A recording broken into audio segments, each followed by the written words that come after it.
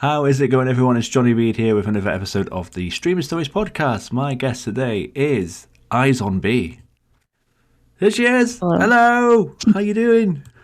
Good. And I'm so sorry because I think we tried to do this like a little less than a year ago. And it was right after I had a baby. And she's normally so calm at that time of day. And I think that was the day she just started being like, nah. For a little while. So I'm so sorry. Oh, I don't know. Do you still have apologise. footage of that? I don't. I was thinking of keeping it, but I got rid of it. Oh. Yeah. Oh no, because that would have been good. I don't know if I had her, like, literally, I don't remember if I tried holding her. I think I may have. So I know she was like teeny tiny then, but She was. I remember. Oh wow. but I'm glad bless that we you. can finally. And Yes. she just turned a year old last week, so that's Oh wow. Yeah. yeah. So yeah, just for some context, everyone. Yeah, so EyesOnBee, congratulations on your 1 year old now. We Yeah. did try to do season 3 of Streamer Stories, and then it took a break, and now we're on season 4. And we got about 15 minutes into the chat, and then it was like, oh no. Yeah, unfortunate side of having kids. But Yes. you know, so yeah. Yes, I do. I certainly do. Oh, but we're here now, and I appreciate you for doing this. I really do. You're very, very busy, being a parent, being a streamer, having a job, everything. So, I appreciate this 1 hour we've got, so thank you. But yeah, I know who you are, but not everyone, unfortunately, in the world does. People should do. But for those who don't know, do you want to introduce yourself? Tell us who you are, where we can find you on your socials. Sure, yeah. I go by EyesOnBee, but my real name is just B. It's a shortened version. I just use that because it's easier on me to be a little more anonymous, because my real name is really easy to get doxxed, so it's my safety. I had several different versions of my name, but my community picked my name about 3 years ago. I was like, hey guys, let's try and make my name work into a Final Fantasy like pun. And EyesOnBee came up, and I was like, oh my god, that's it. That's the one. That's the one. And it stuck, and I love it. I love going into other Twitch chats and finding people who are like, wait, is your name a reference to the Final Fantasy VIII song? And I'm like, yes. You get it? Then sometimes people are like, do you really like Tupac a lot? Because he also has a song. I think, yeah. And I'm like, well, I mean, Tupac's cool, but that's not where it comes from. But No. interesting connection. I mostly stream retro RPGs, Square Enix focused games. I collect and have been collecting games for years. Most of them I still have to play. I've just been doing it out of the hope of finally finding the free time to do it. Oh, yes, constant struggle. And a lot of what I do is, since I've played all the Final Fantasy games a million times, I find new and refreshing ways to do it. Like right now, I'm playing the Final Fantasy Shuffler.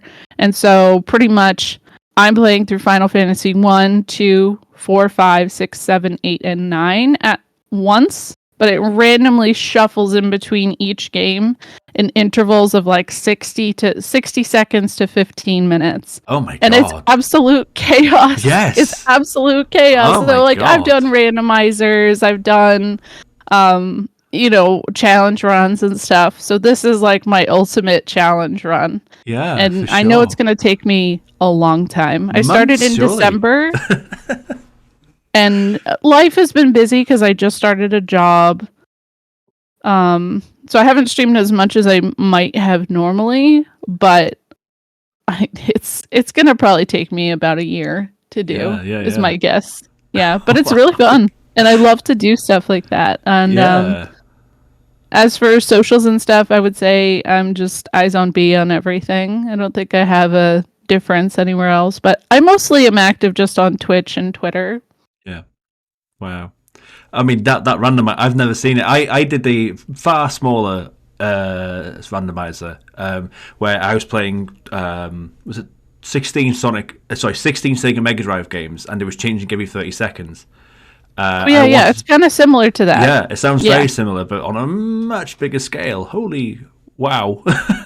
Yeah, it's hard when you think it, and when I look back on it, I was like, well, this is a bit of a overachievement. Maybe I should have just put like the Super Nintendo games in the shuffler and then did the PlayStation games in the shuffler. I've really made this difficult for myself, but I've made it pretty far. I'm like at least most of the way through FF9. I'm almost at the end of disc 1, which I think is pretty good. The only thing is because it's random when it shuffles and I have no control. Some games will never get shuffled in. So I'll stream for 5 hours and I'll see a game maybe once for like 60 seconds. And so like there will be zero progress on that game.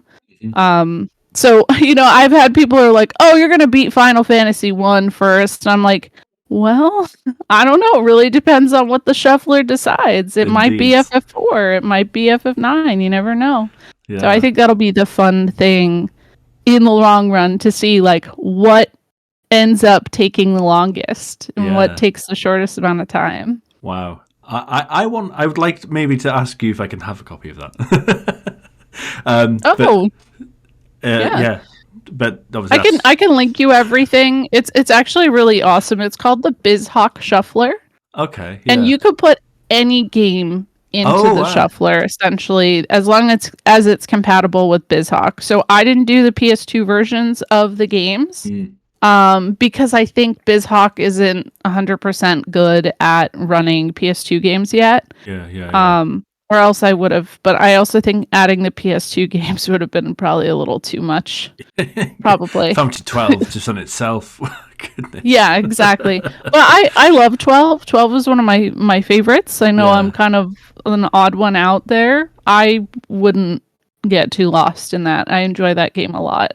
Yeah, isn't it technically the longest main title Final Fantasy game now? As in, apart from 14 and 11, obviously. So, yeah, I'm not entirely sure. And when I played through it, I did TZA, and I did everything. Like I fought Mat, I did Omega, like all the super bosses, all the hunts. It took me 130 hours. Yeah, that's like completionist, though. I think. Just to play the game normal, no grinding or anything like that, it's probably like 50, 60 hours. So I don't know if it's the longer one. Yeah. Like I see people talking about 16. 16's coming out soon, and they've said that it's going to be about 30 to 40 hours of just the main game. Yeah, I've heard that. And I see people mad about that. So like, oh, it's not long. And it's like, that's actually pretty normal for Final Fantasy. It's sometimes the side content that really like carries the length of a game. Oh yeah, for sure. I mean, grinding. Just using Crisis Core as an example of that. I mean, the main game is very short, isn't it? But like, god, 100% in Crisis Core it takes a while. Yeah, exactly.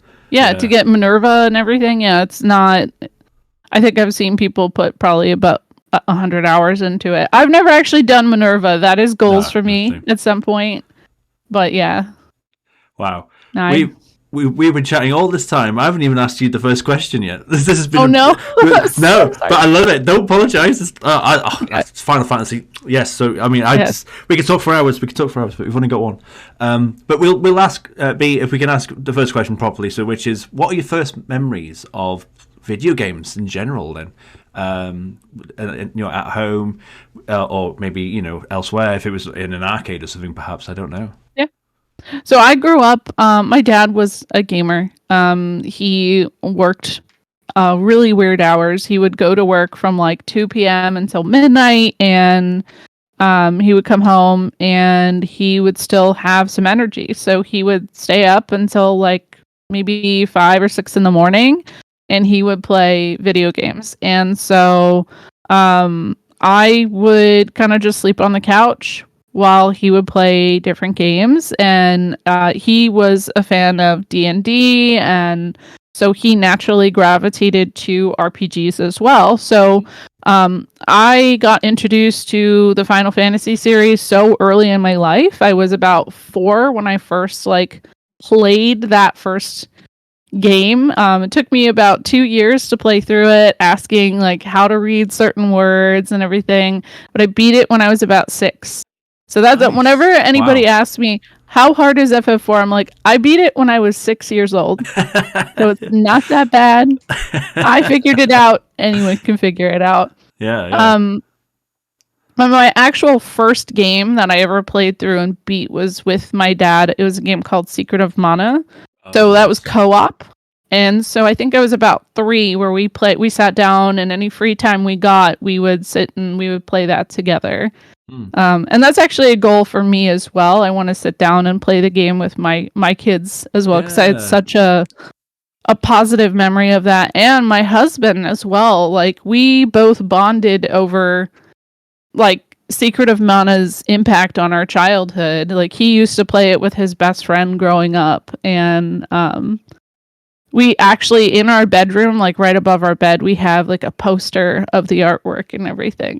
That's how important it is to us. So it's beautiful. I've not played Secret Mana yet. I need to. It's great. Yeah. It's on my list. Like we're talking about, the list never ending. Yep. Yeah.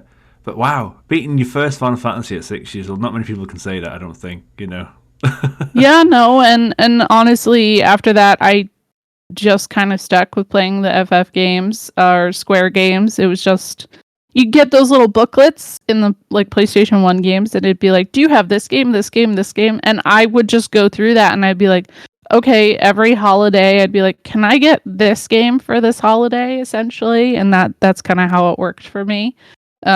I actually only really started branching out and playing different titles once I started streaming on Twitch, finally. After years of people being like, oh, you should try this, you should try that, I finally have been using Twitch as my opportunity and accountability point to like play things that aren't just Square Enix, Squaresoft. Yeah, that's a great opportunity to do that. And one of the questions I'll ask it now, it's one on the list, isn't it? Is do you have much time to play games offline, or is online, like if you've got time to play games, it's like I might as well do it online, or do you have offline stuff as well, or yeah? So it's interesting because I was actually talking about this last night while I was streaming, and I was kind of talking about the fact that I think it's important as a streamer to have offline games that you play. Because I used to struggle with it, where I personally would be like, oh, if I'm playing a game, I have to be streaming.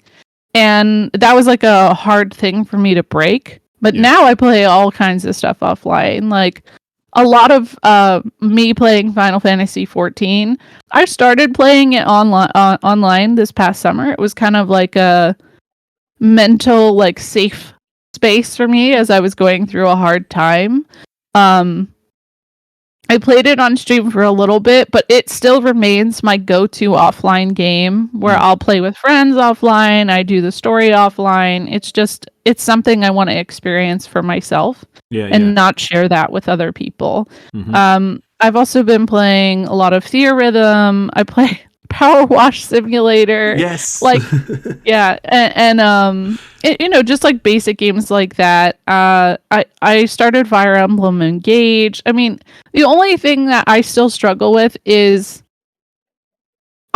before I started streaming, I would always start games and then I would never finish them. That was like my big issue. And Twitch actually helps me, like I said, accountability wise, get through and feel focused enough to beat the games.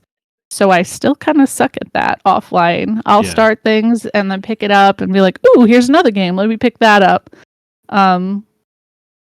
So story focused things, I tend to try and play online on stream, because that way I feel like I am stuck to that in a way. Where Power Wash Simulator, I can just shut my brain off and power wash things. But I just think it's so important that if you're streaming, you have that separation, that you can do things offline. Because I feel like it becomes really easy to lose your love of gaming if you can't do it on and off line. For sure.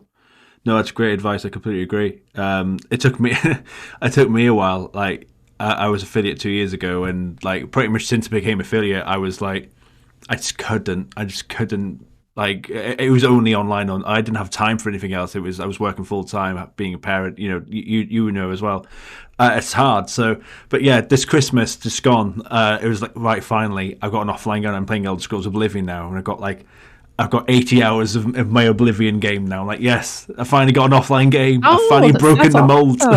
So it's hard to break, yes. And I think people burn themselves out because I think streaming gets addicting when you first get into it too, where you feel like I need to share this with everyone. You never know, like maybe, and I don't like to think this way, but I know this tends to be a thing where people are like, oh, maybe I'll pop off playing this, and you know, it doesn't always have to be that. Maybe you would pop off playing Oblivion, but sometimes you just need that stuff for yourself. Like, you don't need to constantly share yourself with people. And I think that distinction for me is what made me suddenly feel like that's where I saw growth, not only as a person, but like on the platform as well.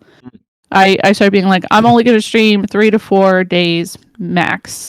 Yeah. Everything else is me hanging out offline or going to bed early, spending time with my kids. Sometimes I'll sit down and I'll play games with them.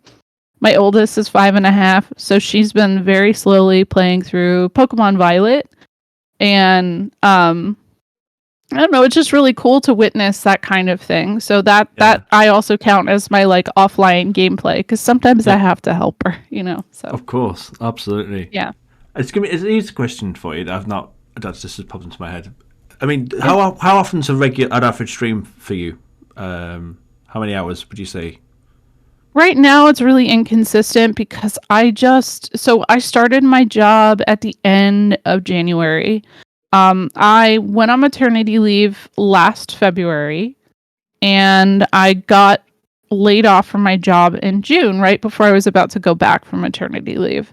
And so I spent the better part of last year on maternity leave, but also looking for a job. And so now I'm kind of adjusting back to that. And so I personally have been struggling. I work from home, so I'm lucky in that regard.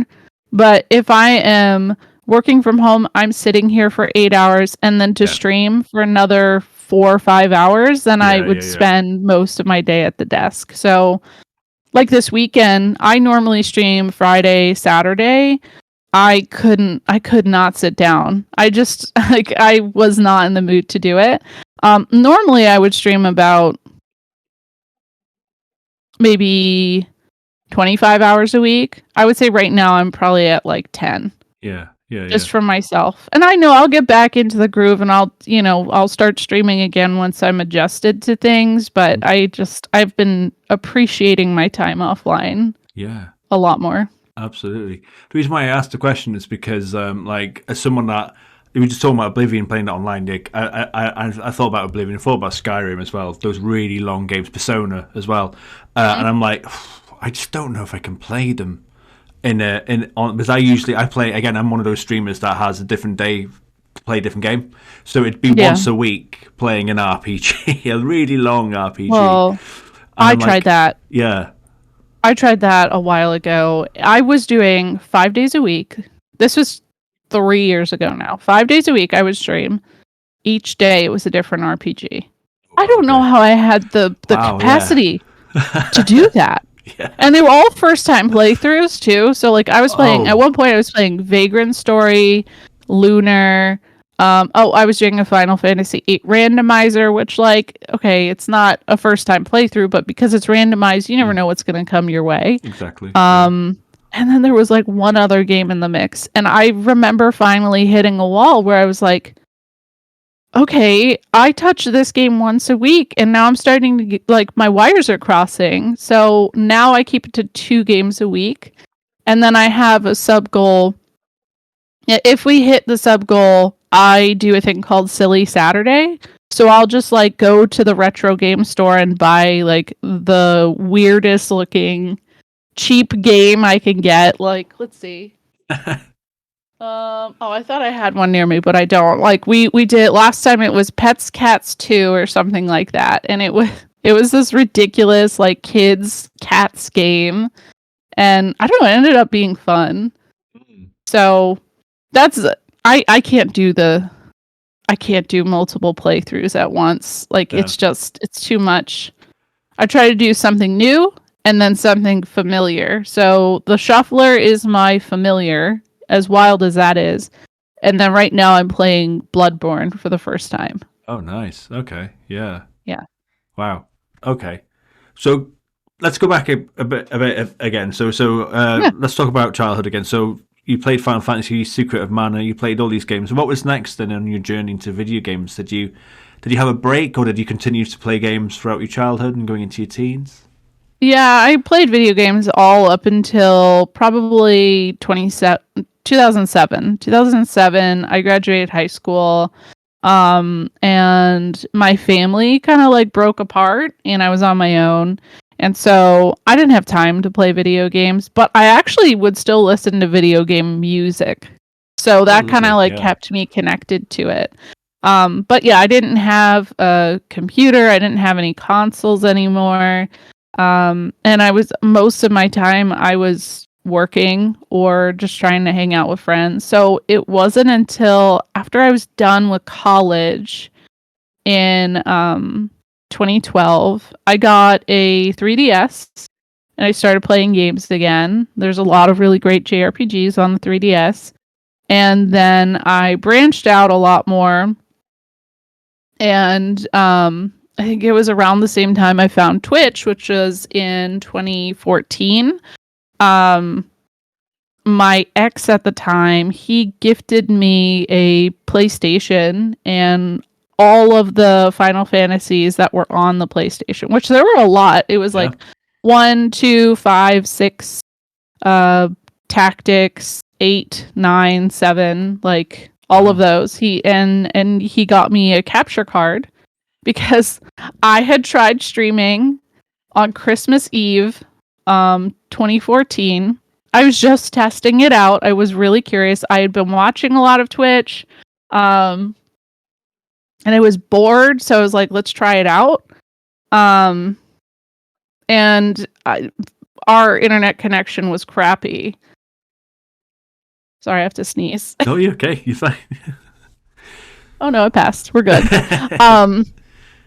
So and then on top of that, I was like streaming off of a MacBook. So to emulate and stream off the MacBook was just this whole chaotic thing. Yeah. But in a way, like Twitch also kind of reignited my interest in video games. Like video games were always kind of there in the background, but I just never had time for them while I was in college. And then I came back post-college and it became such a huge part of my life again, where, you know, I'm always looking at gaming news now and stuff. And I still kept track.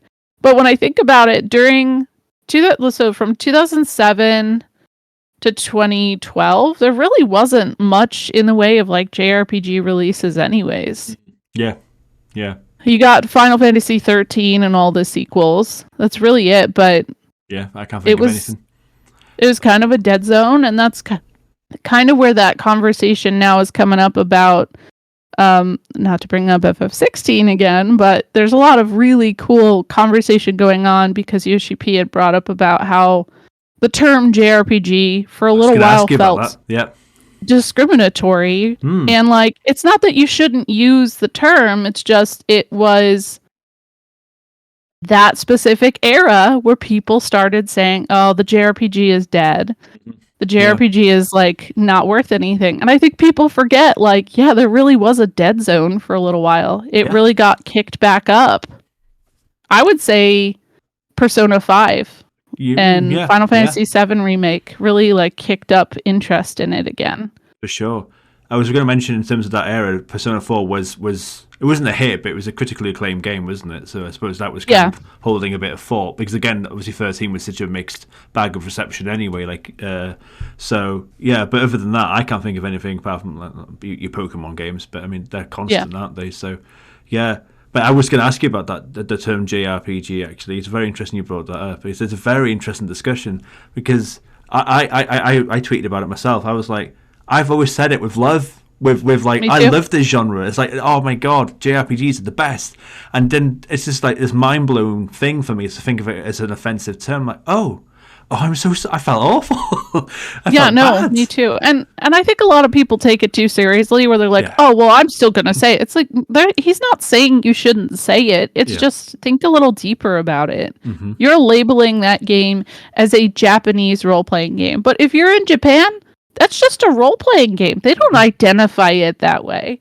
And I mean, I get it. People identify American games as Western RPGs and stuff, but I don't see it that often.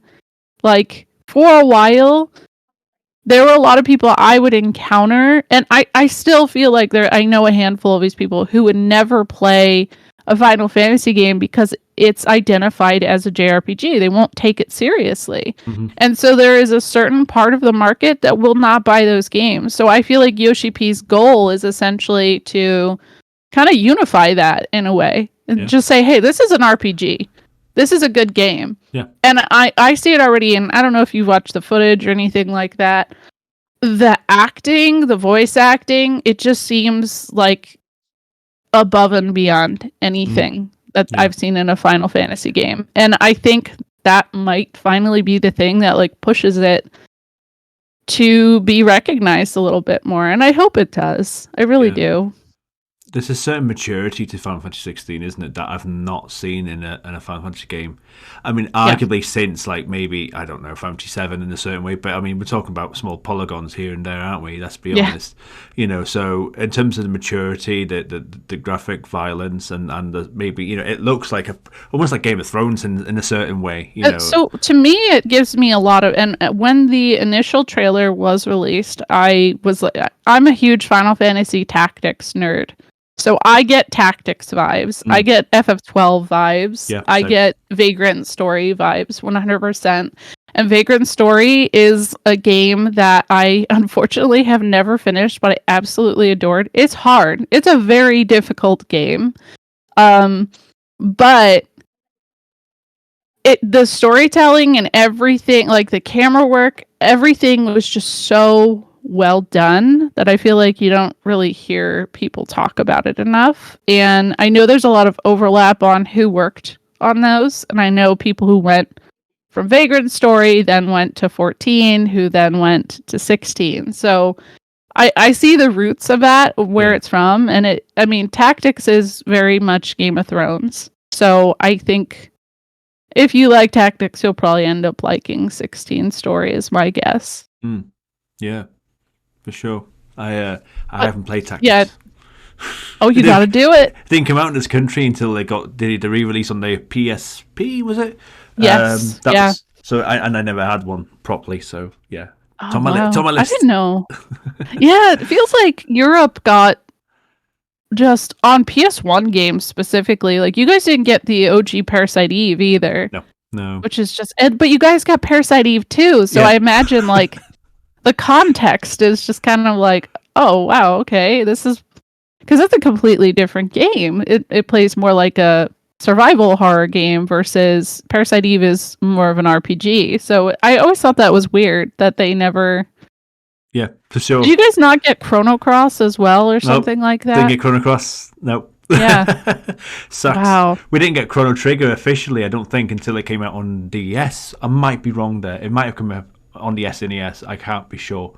But yeah, there was no like port. There was no Sounds port. right. Because if I'm not mistaken, you got your anthology, your Final Fantasy anthology was 6 and Chrono Trigger on the PS1. So for us, it was called Chronicles. So it was FF4 and Chrono Trigger. Right. Yeah. And our anthology was 5 and 6. That's right. So we got one. We got Final Fantasy anthology, and it was 4 and 5. Oh, okay. 6 got released on its own afterwards, and it came with a PS2 demo of Final Fantasy 10. So you can go through the bits of Besaid, the waterfalls bit, and so we had the Kamari boss fight. It was the Kamari boss fight and the Blitzball bit where you get Orin right at the beginning of the game. Those two bits of the demo, and that's it. But yeah, very different to what you guys got. Yeah. But yeah, going back to the JRPG thing, I think people just associate the J to anime tropes and stuff. And I don't think that every game falls into that. And I don't think that the fact it looks anime should ever sully what a game is. There's so many really good games in that style that, like, I don't know, it just doesn't matter. And and when you think about it, it does have a little bit of racist roots to it, where, you know, there's some people who literally won't play it because, oh, that's Japanese. And I mean, I don't like to perceive it that way, but for me, yeah, I always considered it as a positive. Like, I always identified as I like to stream JRPGs. And now I'm trying to, like, take a step back myself and recognize, you know what? I like RPGs. I like role-playing games. Yeah. Because that's what they are. It doesn't need to be where it's from. RPGs themselves already have categories like strategy RPG, action RPG, turn-based. Like, those are the better identifiers for the games themselves. But, I mean, at the end of the day, people are still going to say it. And I don't think Yoshi P was saying it was offensive either. I think it's more along the lines of, like, be aware that for a while, it kind of hurt to be identified in that way. And maybe now, because it's better appreciated because of games like Persona 5, I feel like I said, I think that really helped pop it off. Yeah. That it's getting a better light. But I think he just doesn't want to make a game that is in that bracket. He wants an RPG. And I think that's cool. Yeah, 100%. Completely agree. So if you were stuck on a remote island, and on that island, you can only bring 3 games with you, and you're stuck on that island for the rest of your life, I'm sorry to say, what would those 3 games be? You can have internet connection. So what would the games be and why? Okay, Final Fantasy 14, because there's an internet connection for sure. FF Tactics and Mother 3. Oh, okay, yeah. I've not played Earthbound Mother games. Oh, I need to. I beat Earthbound, right? It was the game I beat 2 days before I had my baby last year. And then when I came back to streaming, like a couple weeks later, I started Mother 3. And so I have just like a strong connection to that game now because like I have that like hazy newborn days in my brain, and it's connected to that game. So unfortunately, Mother 3 has never actually seen a genuine release beyond Japan, so you have to emulate it, but I really hope that like it can get put on consoles or something so that I can actually play it with my kids and not have to like sit at a PC or something. No, it's one of those, isn't it? It's been begged, not asked, begged for, hasn't it? Like, yes. And I think, I've not played those games, but I have played Undertale. Like, I think Undertale, again, has pushed its popularity even further, hasn't it, really? So, it's been one of those games I'm like, I've got to play it. And I just... After you play it, you understand why they haven't done it yet. There are some things that, like, complicate it, and I think localization-wise, they might struggle with explaining. But... I think the way that the fan localization is fine, and I don't think that it would be offensive or anything like that. It's such a good game, and it's a Game Boy Advance game, but the music is so good for a GBA game, and just visually it's stunning as well. I actually like Mother 3 more than Earthbound. It just like it hit different. Earthbound's really good, but yeah, Mother 3 is a game I want to be able to play whenever I can. That's a fascinating trilogy of games you got there. Anyway, yeah. Final Fantasy 14, just, okay, let's just play with the peeps, and again, do some, But again, there's so much to do on that game, isn't there? And then 2 very different but equally incredible games to play offline whenever you wanted to. So, yeah. Yeah, and Tactics is nice because you can play it a million different ways. So, it becomes a new game in itself every single time. Like, the story is always going to be the same, but the gameplay aspects, you could make challenge runs and stuff for yourself. no matter what you want to do with it. Yeah. So just thinking about it, you can do your Final Fantasy randomizer as a game. I don't know if you can do that. Can you do that offline? You should be able to, surely. Yeah. You could. Yeah. There you go. Yeah. Oh, so you talk about streaming. I know one of the questions I was going to ask is what made you consider streaming, but you kind of explained that. But what we'll ask instead, if I can, is for someone that's been streaming since 2014, that's 9 years. It's a long time, and there's a lot of people that obviously joined during the pandemic, have been able to see streaming and Twitch really from like 2020 onwards. What's different between what life was like back then on Twitch to what's now, and the good or the bad? What's changed for you? I will say there's a lot more bad. Because when I started, there was very few people who knew what Twitch was. Mm-hmm. And so that's the good, is that 2020 made it so that I could say I stream on Twitch to just any random person on the street, and they're like, oh yeah, I kind of know what that is. Where before they'd be like, what does that mean? Mm-hmm. Is that like YouTube? Yeah. And I'd be like, oh, kind of, but it's live. Like, yeah, it was impossible to explain it back then. But with the pandemic, the existence of Twitch as something you can use to survive as a means to like a job, I feel like I've noticed people kind of rely heavily on like that dream a little too much. And as somebody who did have Twitch as a job this past year, I'm a partnered streamer. Like, I could not live off of that kind of money. It's not easy. I was lucky I had unemployment and a supportive partner, essentially. But it's not easy to do. And maybe it's because of where I live. Maybe it's because I have kids. I don't know. There's so many different things about it, but I try to be very vocal about that, especially with my community, because I see a lot of people who are like, I want this to be my job. And I'm like, listen, it's not that I don't believe in you. I just think that as somebody who has seen the platform for almost 10 years now, I don't know that I trust the platform to be reliable for that long. Like, I remember when I started, I was like, I don't know that this is going to exist in 5 years. Mm-hmm. And then 5 years later, it was the pandemic, which popped it off. I don't know that I personally believe Twitch would have survived without the pandemic. Mm-hmm. I think that like changed the course of things.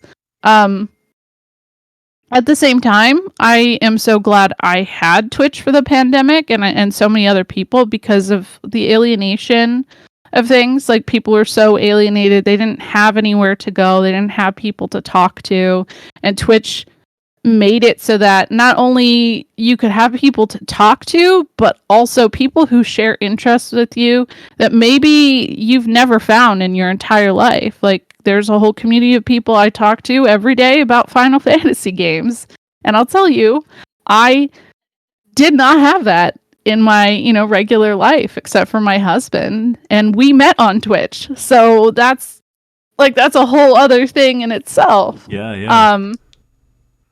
But then, the other side of that is the parasocial relationship issues, where people don't understand the boundaries, and they don't understand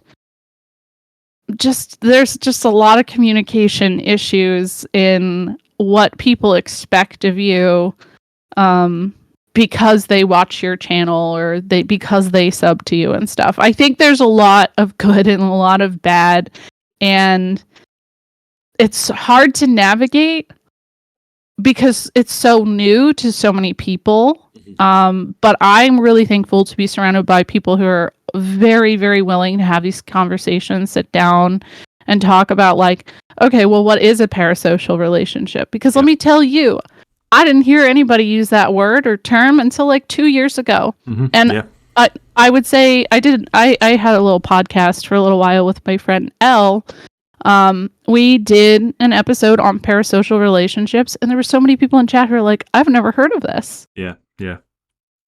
And I'm like, oh, well, you probably should look into that, because honestly, like, it's kind of a weird situation. Like, we tangentially know so many different people because of social media. But when you actually think about it, like, do you know that person? No. I actually just had a situation the other week that somebody I had to ban from my community 6 months ago decided to post to a paste bin about how sad they were, that they weren't growing. And like, I sympathize with that. I was somebody who, when I didn't have them banned, I actually tried to have conversations with them and stuff and talk about, like, hey, like, you know, it's hard to be in this space. It's hard to watch other people succeed. But his whole paste bin was essentially that he was frustrated that several other streamers, all of them ending up being females, which is like a huge red flag,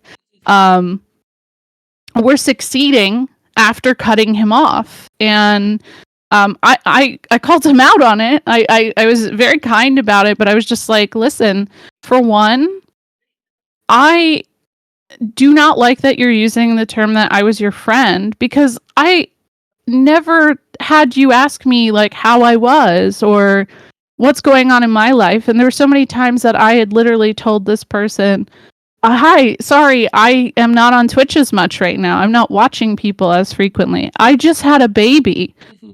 That everybody knew. I shouldn't have to say that kind of thing. And I think people just get so inside of their own minds on, like, what they think other people are doing about them, when a lot of times most people are really just worried about themselves. Like, you know, we're all just trying to stream, play the games we like. You know, some people are a little more driven on growth and stuff like that, but like, this is an escape for a lot of people. So people overcomplicate it in that way. And I told him, I was like, stop thinking that we're sitting around wishing bad things on you. Nobody, like, I banned you. You know why I banned you. I don't need to make that public, but you need to recognize that what didn't work with our friendship is something that maybe you should work on in future connections that you try to make. And that's just growth in general. But I mean, Twitch, where it becomes a kind of a hot mess, is the fact that, like, we all have such different social backings that and social experiences that it's, you know, I had plenty of, like, IRL friendships and stuff in my life. I've gone through all of the weird, you know, people have drama and stuff. So I don't know. I just, it's very interesting to observe the different issues people have. Streamer Twitter, for example. Oh yeah. I was going to come to that. You keep beating to my questions, so continue. Yeah, yeah. No, I know, but I mean, it's one of those things. Like, Streamer Twitter, I've gotten pissed at it before too. Mm-hmm. I have definitely, like, gotten up on a pedestal and been like, I fuck these opinions. I hate these opinions. Like, right now, one of the trending opinions that happens every few months is somebody being like, oh, I think something's wrong with Twitch. The views are dropping. And it's like, oh, no, you know what? It's probably just the season. It just happens. Yeah. Every year, there's a couple of times where we all just kind of dip. And that's the process. And you shouldn't be looking at anything to point your finger at. Just know it's going to happen sometimes. That's why I don't like this as a job. Like, I don't want that, because your self-worth gets kind of tied to that. Yeah, and that's totally. Yeah. I honestly, I've had a few chats, obviously, on this podcast about, you know, some partners and who do rely on the income, and that dynamic is so different, isn't it? Like, you know, doing it as a hobby versus as a job, you know, like you said, self-worth or having a dip, or, you know, not getting as many subs or bits or whatever. Like, you know, that's your rent or your mortgage or your food in the cupboards or fridge. So it's a lot of pressure.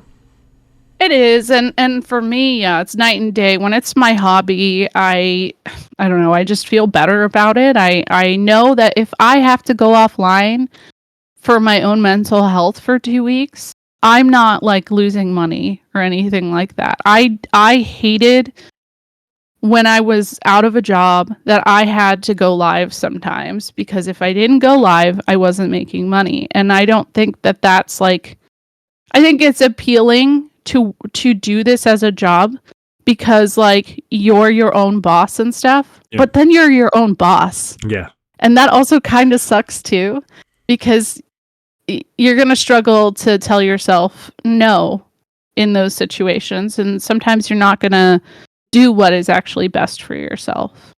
And I see that a lot in this space where people are afraid to stand up for themselves. Like they'll be afraid to also ban crappy people from their chat because they're like, oh, well, that's my, like, this is one of my main viewers. So they'll just let that behavior keep going on in their chat despite that. And it's like, no, you got to stand up for yourself. Like you shouldn't let people walk all over you just because you want to have an active chat. You shouldn't let people, like, you just shouldn't let this dictate your life. And the reality is that if you want to do this as a job, you have to have a certain personality, I feel like, and you have to get good sponsorships. Yes. And I don't like being the face of anything. And so I have always known, I'm like, this ain't it. Nope, it's not for me. I don't want to do that. So yeah, I like to hype man anybody who wants to, but it's just not, it's not for me. Not for you. Yeah.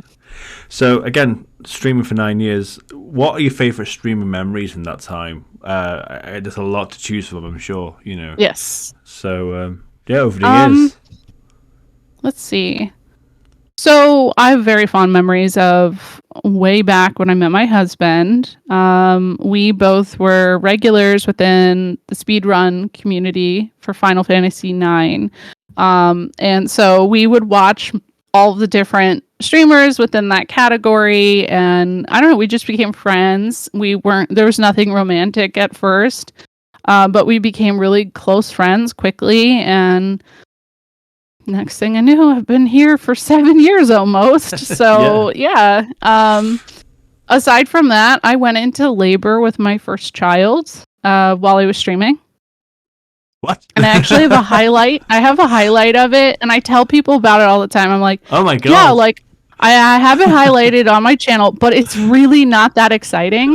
No, because like, I mean, for me, everybody warned me like, oh, you're going to be in labor for such a long time. Just buckle in. So I didn't take it seriously. I was like, okay, like this hurts. Maybe I should go lay down. Okay, guys, if you don't hear from me, I had the baby. Well, the reality is she was born just a few hours later after I went offline. Oh my god. So I went offline at midnight, and then I like took a shower.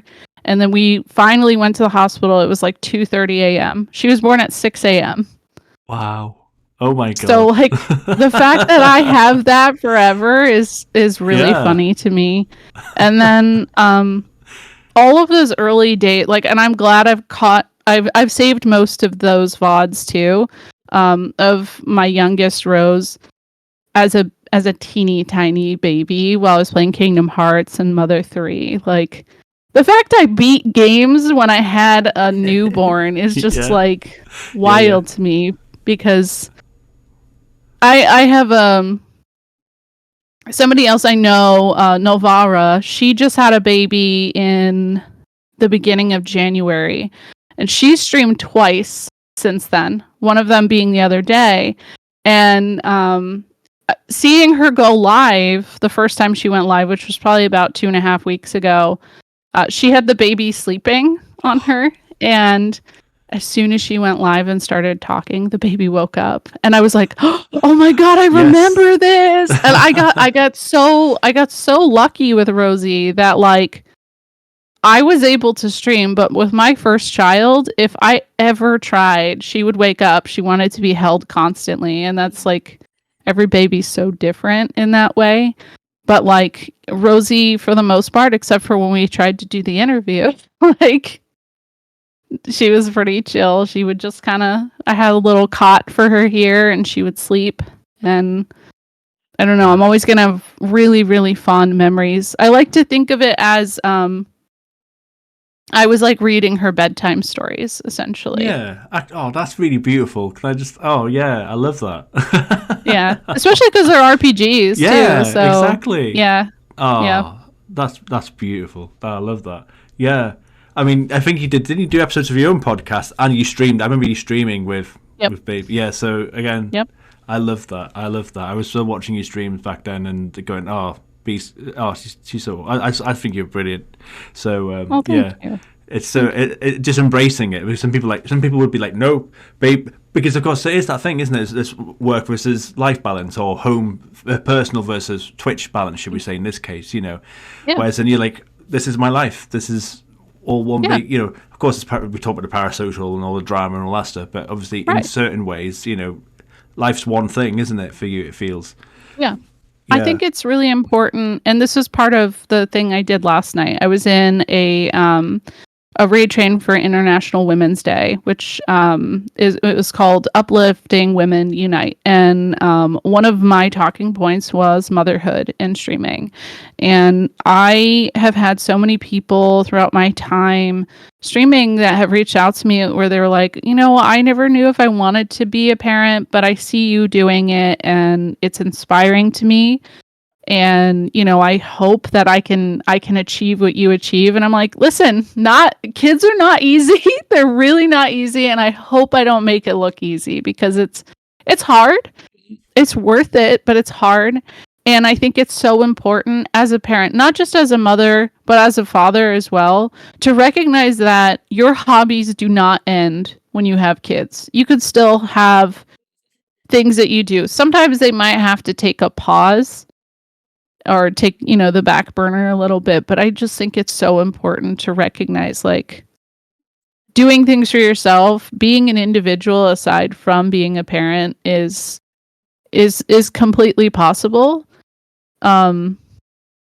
If you take it at the right pace. And like I said, Rosie was an easy baby for the most part. So I was back to streaming within like 5 days because I was bored.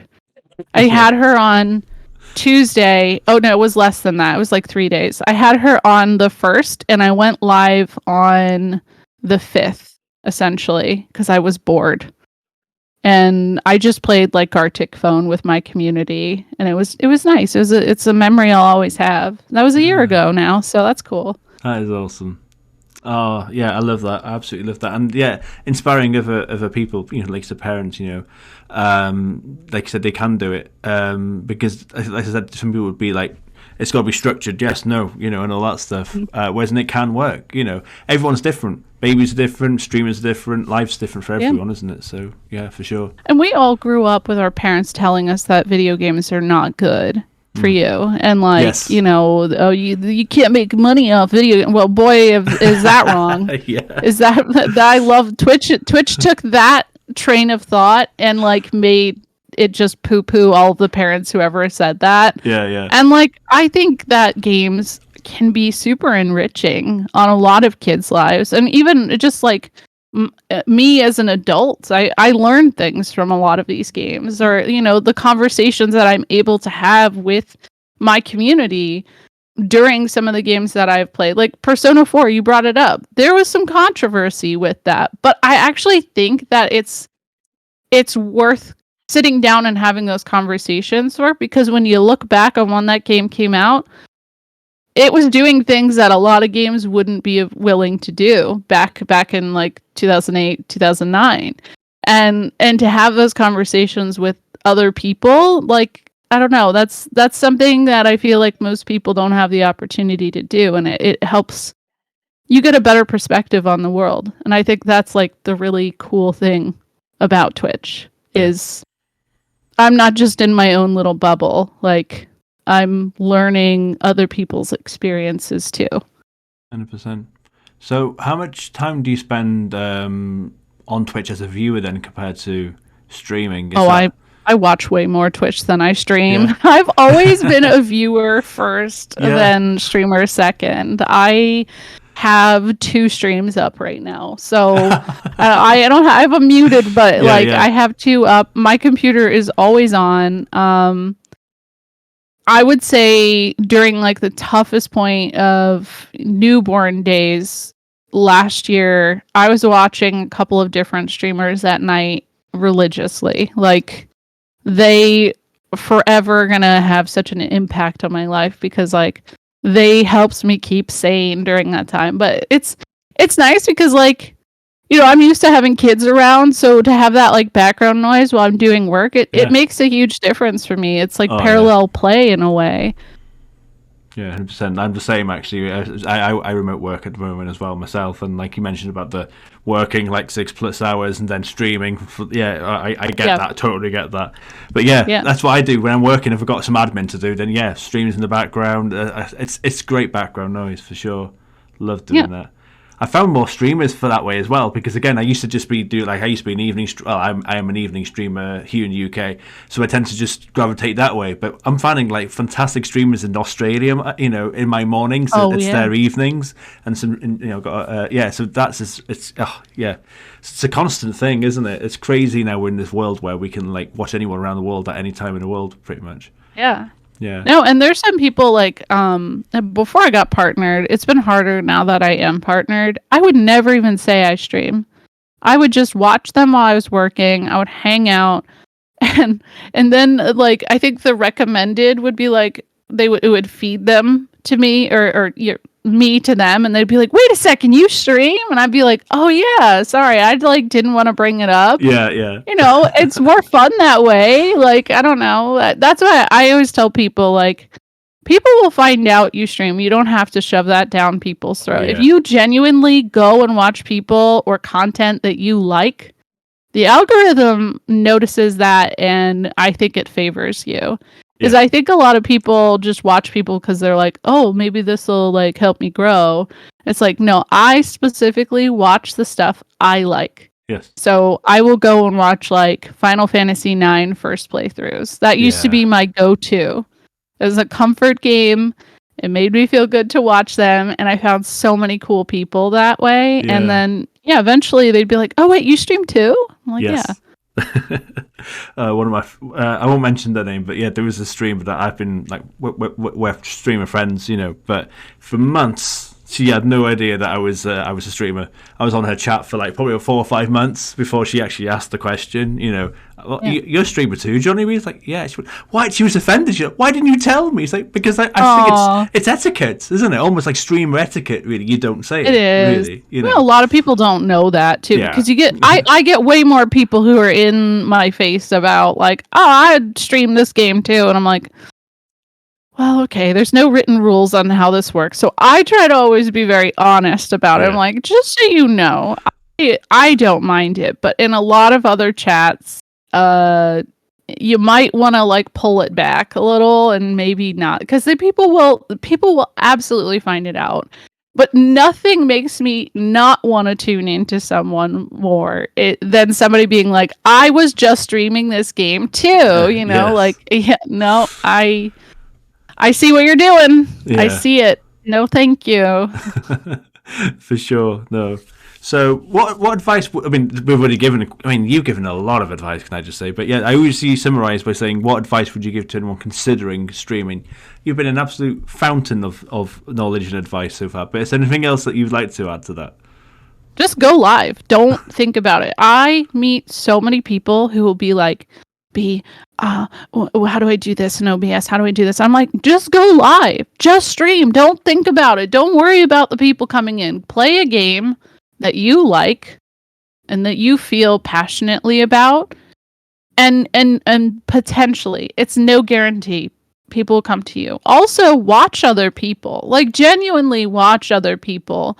I think that's a big failure that I have seen in so many other people is they just think, I'm going to go live. And that is it. They just go live. And then they're like, well, why am I not growing on Call of Duty? I had a brother-in-law who actually, around the time I got partnered a year ago, he was asking me for advice and stuff. And I was like, do you watch other people? And he was in like a support for support Discord and stuff. I was like, are you watching those people? He's like, well, kind of. Like sometimes I'll play with them. I'm like, I would just straight up not play Call of Duty. I mean, but that's you. Like, go play Kingdom Hearts. You like Disney. People will probably eat that up. You're a dad of twins. I feel like people would love to watch you play Kingdom Hearts for the first time. You probably pop off. He stopped streaming. But yeah, watch other people, but watch people that, one, you like or are playing things that you like. And then just go live. Go live. Don't put any extra thought into it. You don't need a fancy computer. You don't need, all the alerts. Those things are all things that can come over time. You can upgrade naturally. Like, I had the same microphone for 5 years. I think we updated finally last year. You just do it at your own pace. I think people go all in way too fast. They drop all their money on the best streaming PC, and then they're upset because nobody shows up. And it's like, well, just getting a good computer doesn't guarantee anything. Like, and also, everybody works hard. Everybody works really, really hard at this. So to think that you worked harder because you got this or that, or you deserve more, nobody deserves more for any specific reason. Yeah. I think that entitlement kind of gets in the way. I would just say ego check yourself as often as you can. Be real, bring yourself down and look at yourself from the outside a little bit. For sure. Those are things that I do as often as possible. Establish boundaries. If somebody is just not jiving with you, they upset you, you don't like the things they say on Twitter, mute them. If it still comes through, block them. It's not worth your energy to put into people's bullshit if you don't like them, because you're not going to like everyone either. I don't know. Those are my big things. Those are my big points of wisdom over time. Is just Twitch is constantly changing. So if you think you've got something figured out, just know it's going to change in 2 months. Yeah. And so the best way to have the tap on what to do is to be on Twitch and to, spend some time just hanging out with people and taking in what's fun about it. And, ignore clicks and all that stuff. Just meet the people that jive with you. For sure. And you'll have fun. There we go. That was oh, I love that. I got one really, I want to put you on the spot. One very quick but very important question, and then we'll wrap up. What's your Mount Rushmore Final Fantasy games? What are your 4 favorites? Let's see. 9, Tactics, 12, and this one alternates depending on my mood. 8. Yeah. 8. Yeah. Yeah. Solid. Those are them. Brilliant. Love it.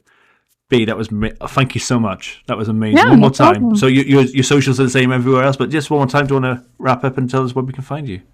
Yeah, just EyesOnBee at twitch.tv or twitch.tv, EyesOnBee, whichever the order is. And everything else is EyesOnBee. I sometimes post on TikTok. I tweet fairly often. I dabble into it, Twitter a little bit. I don't really do any other social media because I don't have the bandwidth for it at the moment. But you can find me there. Right now I'm playing Bloodborne, which is probably going to take me forever because I've never played a Soulsborne game.